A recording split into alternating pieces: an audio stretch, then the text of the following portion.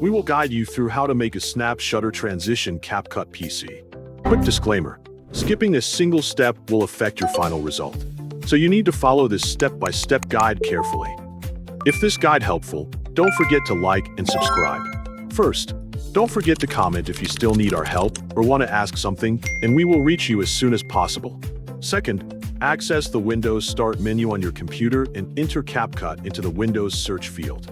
Launch the CapCut editor from the search results and wait for the application to finish loading before moving to the next step.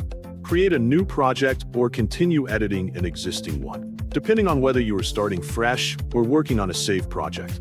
Import the video clips you want to connect with a transition if they have not already been added to the project.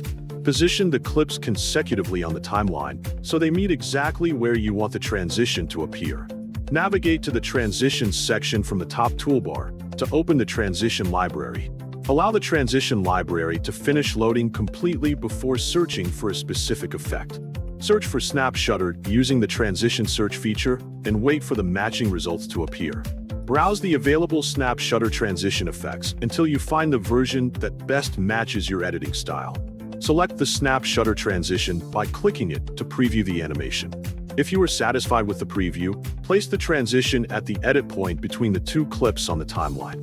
Customize the transition duration to achieve the desired speed. A shorter duration creates a quicker shutter effect, while a longer duration produces a slower and more noticeable animation between the clips. Preview the transition to see how the shutter effect appears, and pay close attention to how the first clip changes into the second. Adjust the duration until the animation feels smooth and well-timed without making the transition seem too abrupt or too slow. Review the complete project from beginning to end to verify that every transition plays correctly and looks polished.